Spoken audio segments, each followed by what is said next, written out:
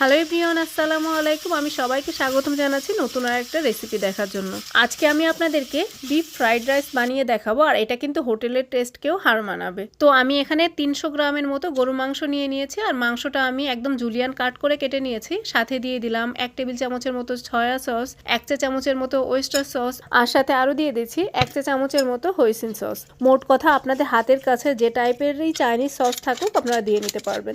আর সাথে আরেকটু দিয়ে দিলাম ব্ল্যাক পেপার। খেয়াল রাখবেন এখানে এক্সট্রা লবণ কিন্তু অ্যাড করবেন না, কারণ সব সসেই কিন্তু লবণ আছে। এবার আমি এটাকে ম্যারিনেট হতে দিচ্ছি আধা ঘন্টার জন্য। এবার আমাদের রান্নার পালা। এখানে আমরা একটা বড় ফ্রাই প্যান নিয়েছি, সাথে নিয়ে নিয়েছি আধা কাপের মতো তেল, আর নিয়ে নিলাম 2টা ডিম। আমার চুলোর জাল কিন্তু একদম হাই হিটে আছে। এই পর্যায়ে আরও দিয়ে দিচ্ছি অল্প একটু লবণ আর অল্প একটু গোলমরিচের গুঁড়ো।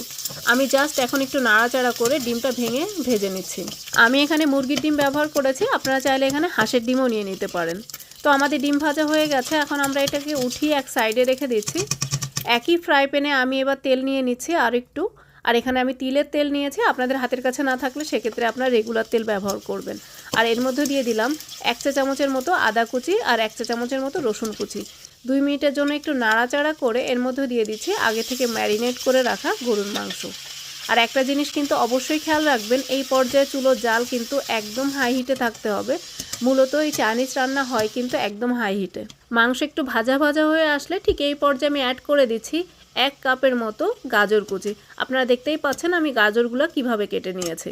চাইনিজ খাবার রান্না করতে সময় লাগে কিন্তু খুবই কম, কিন্তু এই যে সবজি টবজি রেডি করতে অনেক সময় লাগে, এগুলো কাটাকাটি করতে হয়। এবার আমি দিয়ে দিচ্ছি 1 চা চামচের মতো ভেজিটেবল পাউডার আর আধা চা চামচ করে সব টাইপের সস, যেই সসগুলো আমরা মাংস ম্যারিনেট করার সময় দিয়েছিলাম। এখন এই গাজরটাকে হাই হিটে ভেজে নিব 3-4 মিনিটের জন্য। আমি এখানে আধা চা চামচের মতো সামিয়াং সস ব্যবহার করেছি। এটা খুবই স্পাইসি, তো আপনারা এটার জায়গায় কিন্তু চিলি সসও ব্যবহার করতে পারেন। গাজর একটু নরম হয়ে আসলে ঠিক এই পর্যায়ে অ্যাড করে দিচ্ছি বাকি সবজি। আমি এখানে 2 টাইপের ক্যাপসিকাম ব্যবহার করেছি আধা কাপ করে, আর একটা বড় পেঁয়াজ কুচি নিয়েছি। তো আপনারা যদি এখানে বরবটি ব্যবহার করেন তো সেক্ষেত্রে গাজরের সাথেই বরবটিটা অ্যাড করে দিবেন। মোট কথা শক্ত সবজিগুলো আগে অ্যাড করে ভেজে নেবেন, তারপরে যে সবজিগুলো নরম সেগুলো পরে দিবেন। তো আমার সবজি ভাজা হয়ে গেছে, ঠিক এই পর্যায়ে আমি অ্যাড করে দিচ্ছি ভাত। এখানে একটা খুব ইম্পর্টেন্ট একটা টিপ আছে। আমি এখানে পোলাও চাল সিদ্ধ করে রেখেছিলাম এবং সিদ্ধটা এমন করেছিলাম যে 70% ডান। এটা কিন্তু একেবারে নরম করা যাবে না, আর চেষ্টা করবেন অবশ্যই এখানে কমপ্লিটলি ঠান্ডা ভাত ব্যবহার করার।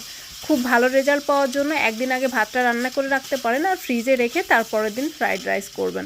তো আমি একবারে রাইসগুলো অ্যাড করলাম না, অর্ধেকটা অ্যাড করে খুব ভালো করে মিক্সড করে নিয়ে তারপরে বাকি রাইসগুলো অ্যাড করব। আমি তো আপনাদেরকে বলতেই ভুলে গিয়েছি, আমি এখানে 300 গ্রামের মতো চালের ভাত রান্না করে নিয়েছি।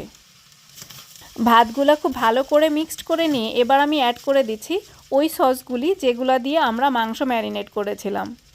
আপনাদের হাতের কাছে যে সসই থাকুক না কেন সেই সস দিয়েই কিন্তু আপনারা এই ফ্রাইড রাইস রান্না করে নিয়ে নিতে পারবেন। আমি সাথে আরও দিয়ে দিচ্ছি 1 চা চামচের মতো চিনি। সব কিছু খুব ভালো করে মিক্সড করে নিয়ে এবার দিয়ে দিচ্ছি ভাজা ডিম।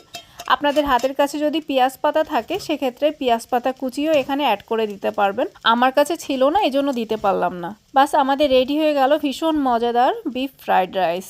আশা করছি আজকের রেসিপি আপনাদের ভালো লেগেছে। ভালো লাগলে অবশ্যই লাইক, কমেন্ট আর শেয়ার করবেন। ফলো করতে কিন্তু ভুলবেন না। সবাই খুব ভালো থাকবেন। আল্লাহ হাফেজ।